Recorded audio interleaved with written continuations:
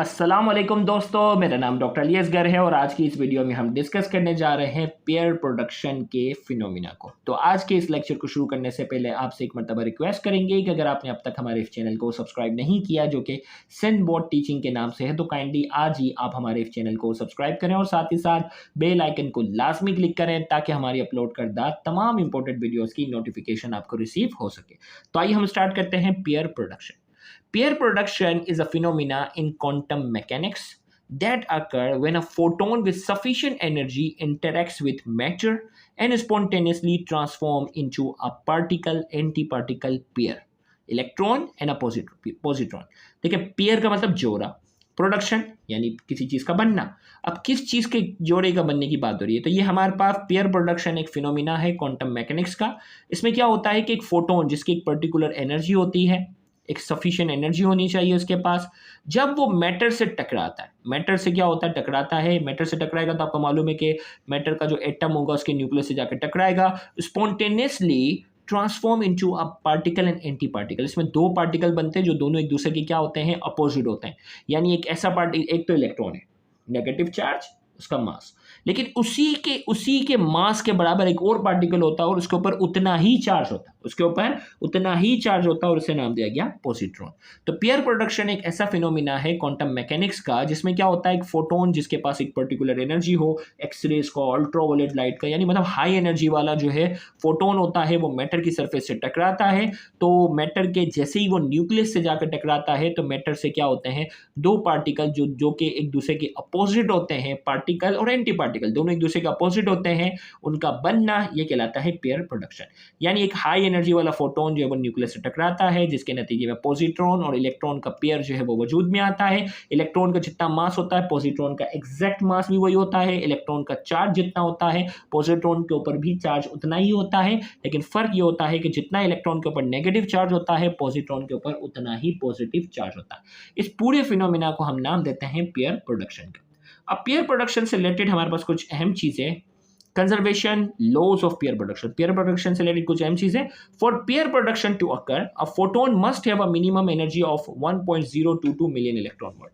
भाई, pair production करने के लिए जो लाइट का जो पार्टिकल है, ये जो टकराएगा, उसके पास कम से कम एनर्जी कितनी होनी चाहिए, 1.022 मिलियन इलेक्ट्रॉन वोल्ट।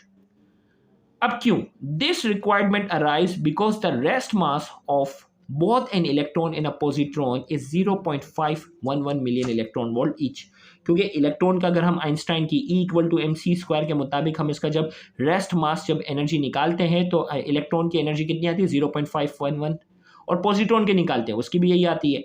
तो फोटोन क्या होना चाहिए, इसकी एनर्जी इन दोनों का डबल होना चाहिए, क्योंकि ये जैसे ही टकराएगा इलेक्ट्रॉन और पॉजिट्रॉन दोनों जो है वो वजूद में आएंगे। दोनों वजूद में आएंगे तो 0.511 इसकी मिलियन इलेक्ट्रॉन वोल्ट इसकी एनर्जी और 0.511 मिलियन इलेक्ट्रॉन वोल्ट इसकी एनर्जी। तो यहां हमने कहा the combined energy needed to create an electron positron pair, इन दोनों का डबल चाहिए होगी, क्योंकि एक वक्त एक पेयर में दो चीजें बन रही है।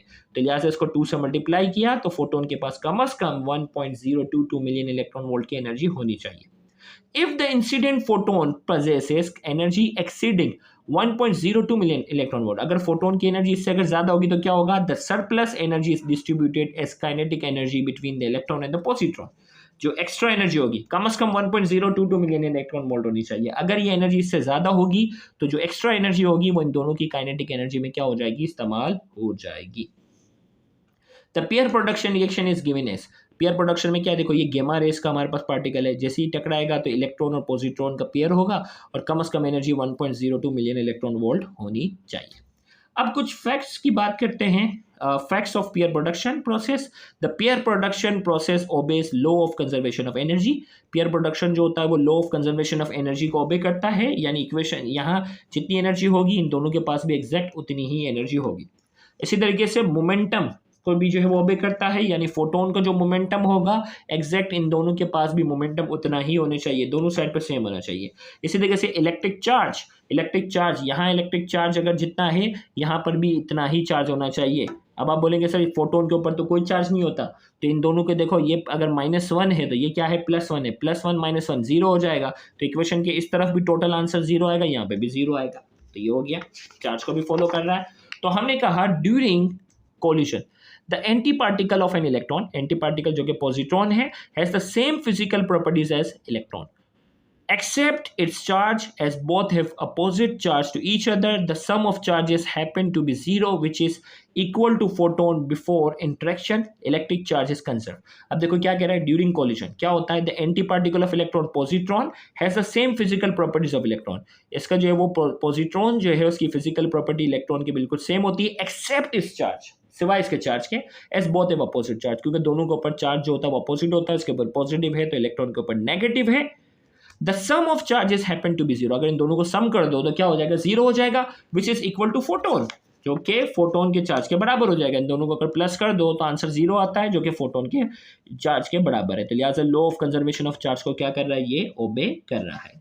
तो यहां हमने कहा ये हुआ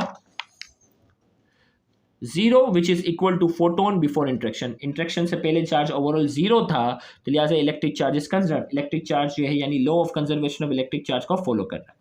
इसी तरीके से law of conservation of energy की अगर हम बात करते हैं तो फोटोन की जो एनर्जी होती है यानी जो एक्स्ट्रा एनर्जी जो होगी वो kinetic energy plus kinetic energy of electron और काइनेटिक एनर्जी ऑफ पॉजिट्रॉन में जाकर क्या हो जाती है, यूज हो जाती है.